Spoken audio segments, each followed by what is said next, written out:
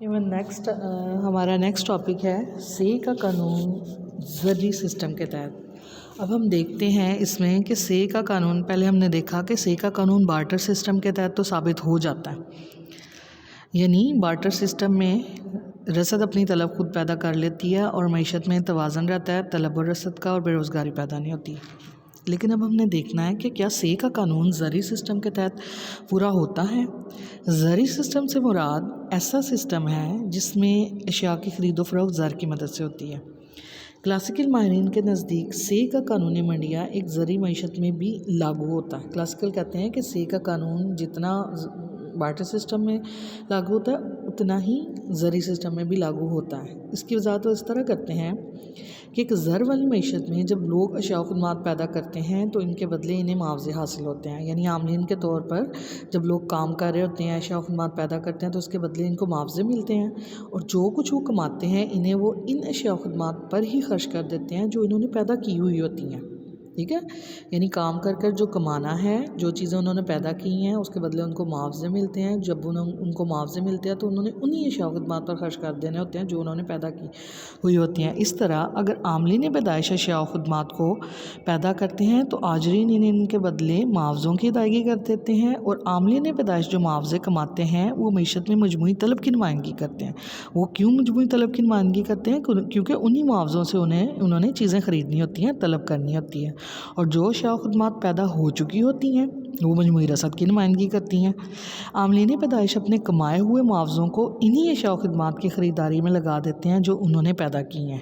اس طرح جب آجرین کو وہی رقوم واپس حاصل ہو جائیں گی جن کی انہوں نے ادائیگی کی تھی تو معاشی نظام میں پیدا ہونے والی اشیاء و خدمات فروخت ہوتی رہیں گی اور آجرین عاملین پیدائش کو روزگار مہیا کرتے رہیں گے۔ یہ اگر سلسلہ چلتا رہے گا، یعنی عاملین اپنے معاوضوں کو انہی اشیاء و خدمات پر خرچ کرتے رہیں گے تو آجرین بھی دوبارہ ان کو ہائر کرتے رہیں گے، ان کو کام پہ لگاتے رہیں گے، تو اس طرح آجرین عاملین پیدائش کو روزگار مہیا کرتے رہیں گے۔ اس طرح یہاں کبھی بھی بے روزگاری پیدا نہیں ہوگی۔ اس کی وضاحت ایک مثال سے کی جاتی ہے۔ ہم فرض کرتے ہیں کہ ایک شخص بے روزگار تھا اور اسے کام پر لگا لیا جاتا ہے۔ یہ شخص 10 کلو گرام گندم پیدا کرتا ہے۔ اگر گندم کی قیمت 30 روپے فی کلو گرام ہو تو اس شخص کی مالیت مختتم پیداواری 300 ہوگی، یعنی 10 کو 30 سے ملٹیپلائی کر دیں گے۔ مالیت مختتم پیداواری کا کیا مطلب ہے کہ اس کی اشیاء پیداوار کو پیدا کرنے کی صلاحیت کیا ہوگی، اور یہ ویلیو آف مارجن پروڈکٹ یہ حاصل ہوتی ہے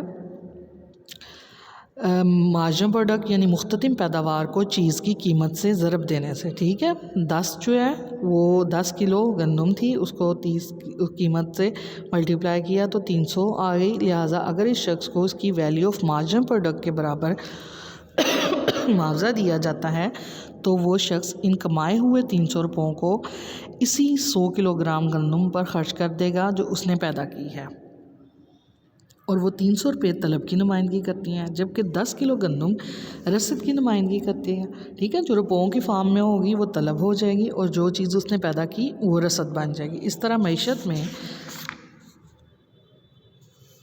رسد اپنی طلب خود ہی پیدا کر لے گی۔ جب 300 روپے 10 کلو گرام گندم کی نظر ہو جائیں گے، یعنی وہ 300 روپے جو اس نے حاصل کیے ہیں وہ اسی 10 کلو گندم کو خریدنے پر لگا دے گا، اور جب یہ 300 روپے آجر کے پاس پہنچ جائیں گے، یعنی اس کی پیدا کردہ گندم بک جائے گی، تو وہ دوبارہ اس مزدور کو روزگار فراہم کر دے گا۔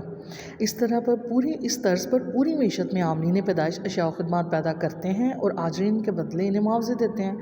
پیدا ہونے والی اشیاء مجموعی رسد کی نمائندگی کرتی ہے جنہیں قومی آمدنی کا نام دیا جاتا ہے، جبکہ عاملین پیدائش کو حاصل ہونے والے جو معاوضے ہیں وہ مجموعی طلب کی نمائندگی کرتے ہیں، اور مجموعی طلب بھی قومی آمدنی کہلاتی ہے۔ بس سے کے قانون کے مطابق قومی آمدنی ایک دائرئی بہاؤ کی مانند صارفین سے آجرین اور آجرین سے صارفین کے درمیان حرکت کرتی رہتی ہے۔ نتیجے کے طور پر مجموعی طلب اور مجموعی رسد آپس میں برابر رہتی ہے، اور کسی بھی آجر کی اشیاء بن فروخت ہوئے نہیں رہیں گی، جس کی بنا پر معیشت میں کوئی بے روزگاری پیدا نہیں ہوگی۔